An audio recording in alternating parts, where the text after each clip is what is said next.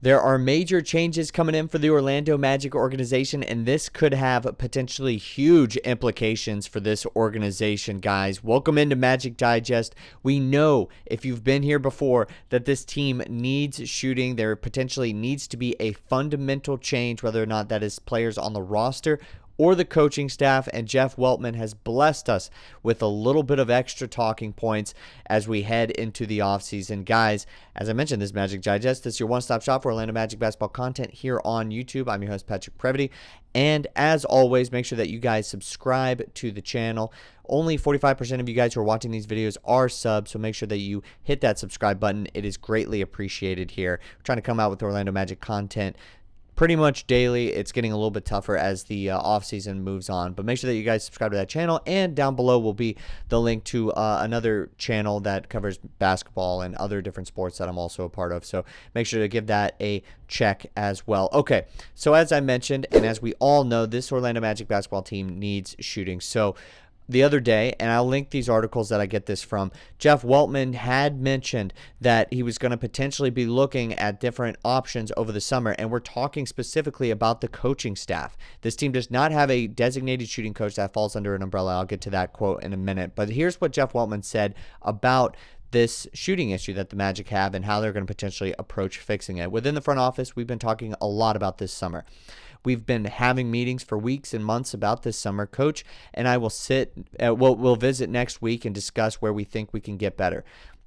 Like me, Coach Mose is going to look at himself in the mirror, and he's going to look at our whole situation and try to come up with the best way to get better. Now, big word salad, guys, right there. But we're gonna dig a little bit deeper. There were a handful of other things that Jeff Weltman also said, and he also was talking to a member of The Athletic, and just kind of really dove into exactly what is going on with this shooting.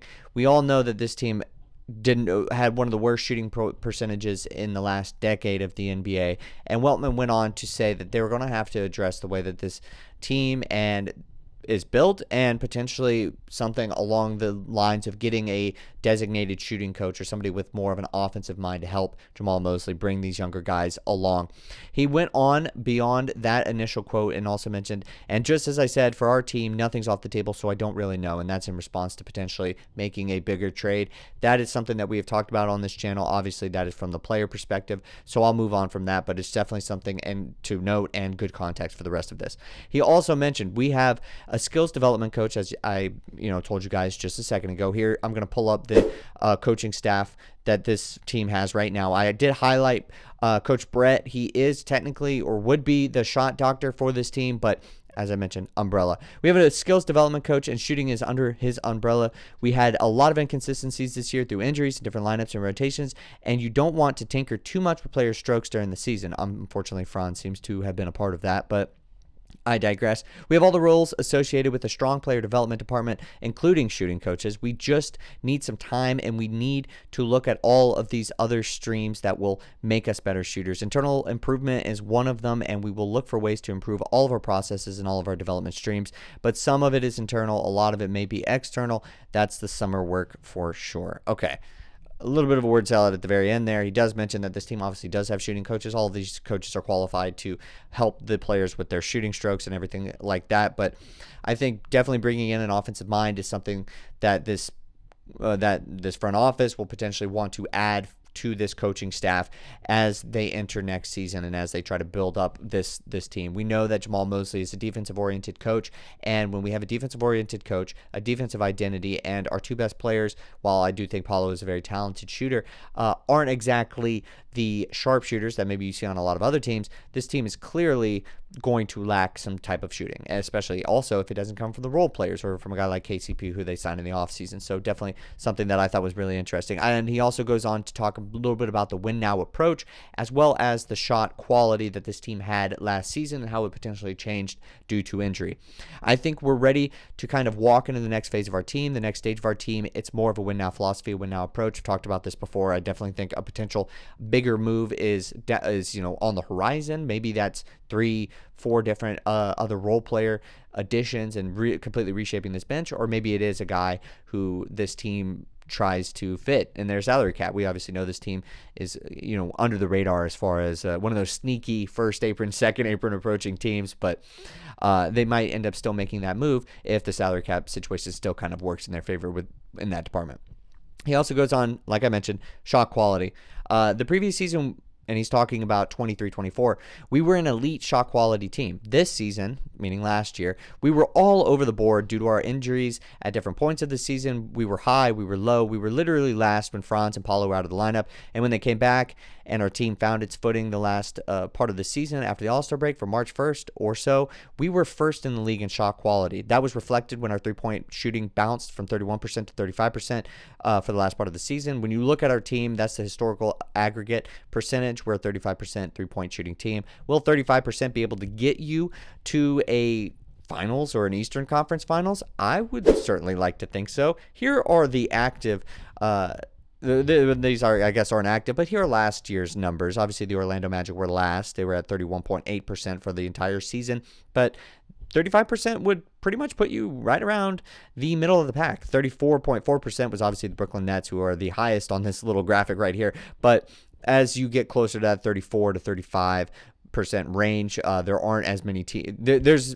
There's not a huge variance, okay? Like the very top is going to be closer to that 34.4% than the difference is from 30 to 25, okay? You guys get the point. The Orlando Magic were a terrible shooting team. I did want to also mention the Orlando Magic, when they finished 31.8% from three, a whole 1.7% worse than 29th place. That is the biggest gap between worst and second worst since 2012-2013, and the second worst three-point percentage in the last decade. Other teams that were pretty close to that were the Lakers, who shot 31.7% from three in 2015-2016. Those were the dark days, late Kobe days, when you could barely name any of the players on the roster and what have you. They had the worst shooting percentage in the last decade. So the Magic just barely escaped that, and it's just really unfortunate to be in a conversation with or in the same discussion as teams like the Wizards or the Brooklyn Nets or other teams that were clearly lottery teams and didn't have a very competitive season. So with everything that Weltman has said and everything that we've potentially talked about as far as the team needing to be better shooting, and there is a need for a shooting coach. I mean, there was like a meme that kind of popped up during the season about how this team felt like they didn't have a qualified staff to help this team offensively. Without everything being said, it's time for this team to either look to the draft or potentially to free agency to also bolster their lineup. I want to throw out a couple names before we get out of here. Will Riley from Illinois, Walter Clayton from Florida, Nick Clifford from Colorado State, Liam McNeely, from UConn. There is a Frenchman, too, that has been mocked to this team, and Tahad Pettiford from Auburn, but Pettiford from Auburn might not actually be entering the draft. So, Nick Clifford, Walter Clayton Jr., Will Riley, Liam McNeely, probably the most likely guys in this first round, but this team has 2 picks, so we'll end up seeing who they end up drafting for that. Let me know what you guys think in the comment section down below. Is a designated shot doctor / shooting coach, not an umbrella kind of position, a guy specifically for this, going to be valuable for this team?